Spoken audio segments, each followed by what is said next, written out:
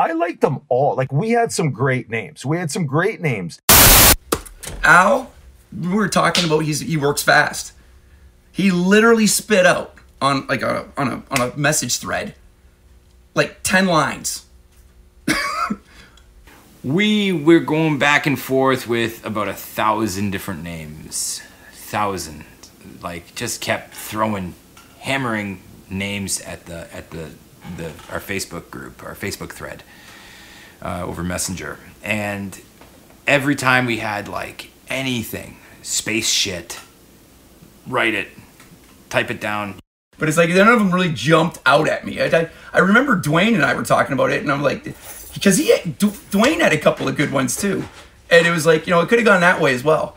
I think there was a Phantom Limb at one time. And then we didn't settle for months on a name, and then there was times where we would be like, okay, today we're going to be this band from the list.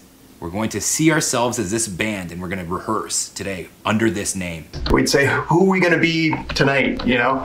So, yeah, it was, but in the end, Age of Wolves stuck out. You know, Age of Wolves is appropriate. It's really grown on me. I'm okay with it, for sure. It's probably the band I've been in that's got the best band name. It's the best band I've been in with the best name.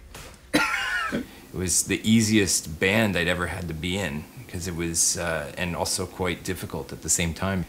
With COVID, we took a couple months off to kind of deal with all that. And then once we started getting the itch to do something, you know, we'd been in isolation for so long that it was like we were on such a trajectory before all that happened. Did the first 4-song EP, what was to become the first 4-song EP. We had that pretty much in the can, and we were working on a handful of newer songs when COVID hit. And that, of course, you know, messed everything up, sent everybody back, you know, into their homes, and that was it for, you know, a couple months at least. You know, I don't think anybody knew what to expect, what was going to happen, how was it going to play out. Now we're 6 months later, and you know, the world's trying to figure out how to live in this world. So we had taken some time off when we had gotten at this point. So now it's November, December, January, February, March. So 5 months, and we've got 4 songs demoed to a point where it's like there was going to be additional work to be done, but the songs are demoed, and we also have 4 more songs that are ready to be demoed. I think the separation with the COVID was tough, because it was 11 weeks of us saying, well, how are we gonna get around this? And luckily, like I said earlier, we had those 4 songs recorded, because we were able, when things started to loosen up, we were able to send songs to a couple friends and say, hey, what can you do with this? Can you make this sound like it's you know, audible, so that we can do a lyric video for it and we could get something out? Because all our friends everywhere were, if they weren't like in a position that we were in, like right now, everyone's playing catch up. There's going to be some amazing music that's going to come out in the next year, some amazing art on every aspect, because everyone's been so affected by it. So I think for us, yeah, I think the COVID thing was definitely not good, but lucky for us, we were in that position with those 4 songs, and we had some stuff written prior, right? Personally, for myself, it was very new, just going back and forth online like that, not actually being in the room. That was a different experience altogether. For me, it's given us an opportunity to really focus on writing the songs. Duh. Yeah, it's good. You know what I mean? Sometimes it's like, you know what I mean? We were having that conversation the other day. You know what I mean? It's like, we got a newer song, the latest song, and is it ready to perform? And you know what? I'm not finished writing lyrics. I'm real close though. Let me get through my paperwork. You know, it's like, it's almost done, but it's like, it's not done. Like, I mean, it's in this form right now, which is gobbledygook. You know what I mean? It's like, I better know how to follow the air. I literally have numbers on next to, like, you know, areas, so I know where I'm supposed to jump around this hodgepodge of, you know, lyrics. You know, we've had some great response from people in the lyric videos, but I really think in this live setting, I really want to see Mikey out there working that front of that stage, and I really want this music to come across live, because I think people really enjoy it. We've found our footing as a band, and we've gotten so good at working with each other that I think, you know, we're speaking the same language on the floor in rehearsal. We're talking the same language. We just want to keep writing and recording, and hopefully those opportunities open back up again for live performance, because I would love to take this band out and play it anywhere. You know, I would love to take this band out and just play. I really want people to see this stuff. It'd be really, really nice to share the stage with some friends of ours from out of town and show them how amazing Windsor is. I'm very thankful that this is, I'm very thankful that this is it, you know. This is where I live. You know, Windsor's one of those secret scenes that, like, not a lot of people know unless you've been here to play. And if you've played with us, then you really know. You really know how special that city is. You know, everybody here is, I mean, like, they take us in. You know, it's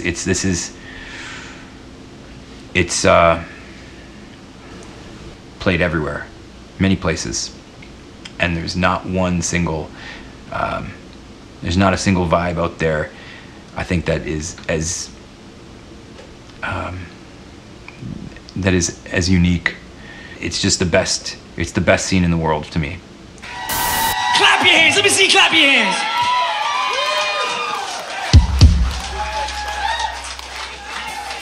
I love you all. This is gonna be the last song. So like I said, we've done like the 6. Just want to say thank you. And just to kind of say, if y'all haven't been out for a while and you feel like hanging out, you're more than welcome. Don't let that shit scare you. Yeah, I really, it means a lot to not just us to do this, but also, like, obviously the bar owner and the venues and the staff and everything.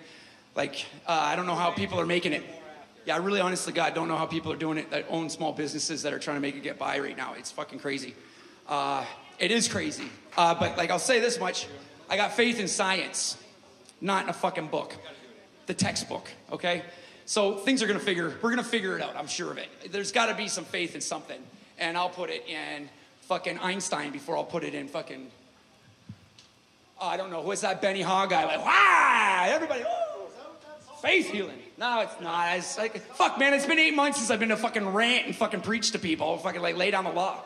I got a microphone in my fucking hand, you're gonna get it. Oh yeah, that song I was telling you about earlier. It's got nothing to do with like that shit, spitting on people. That's got nothing to do with that. That's where it all started. Okay, so this is the song that really fucking got Al by the short hairs. And by short hairs, so many short hairs to choose from. So anyway, look at the guy. Look at that fucking, you're just missing the gold chain. I want a zipper in the front too that I can zip down to here. How low can you go? Oh, he does have a fucking necklace. Anyway, this song is about, the song specifically is about a fella named Phil Lynott, who is the front man, bass player, songwriter, and singer for a band called Thin Lizzy, who Al is a huge fan of. And I mean, like, listen, I like Thin Lizzy, but not to this degree. And it's not just fan service. Phil's got a really interesting story. It's a black guy who's Irish. I know. The only black Irishman my mother's from Ireland, and I've been there 5 times. I never met a black Irishman before, and he is. And this guy must have gone through like the shit. You know it's true, guys. He went through a lot of shit. So, and still, he managed to persevere through that, and it became part of his story. You wonder why a guy like him, who's so talented, and he made a good living at what he did, and he, by all rights, he's a star, and still he fucking plunges a fucking needle into his fucking arm and, kills himself, essentially, a slow suicide. Why does somebody do something like that? I have my, I'm not a psychologist, but I've got my, I'm not a detective either, but I've got my thoughts on it. And anyway, so I imagine the feeling's pretty good. Yeah, man, that's what I do. I'm a real sensitive type. Anyway, this is about him, and I think we did an admirable job on this one. It's my favorite. And thanks again, everybody, for coming out, eh? Thank you. Appreciate it. If you want to stick around, you can. We're not kicking you out. But you're not going to see anything more exciting than what you've already seen. I don't know. Yeah.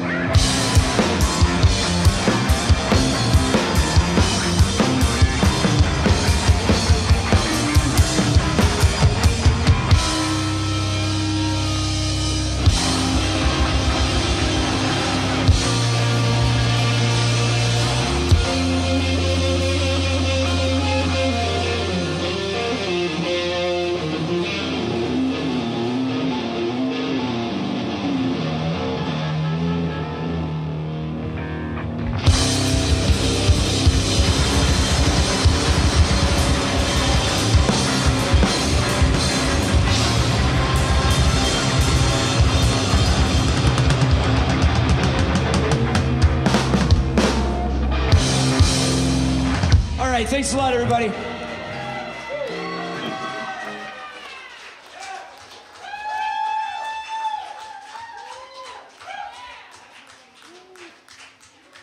Just gonna take a break real quick.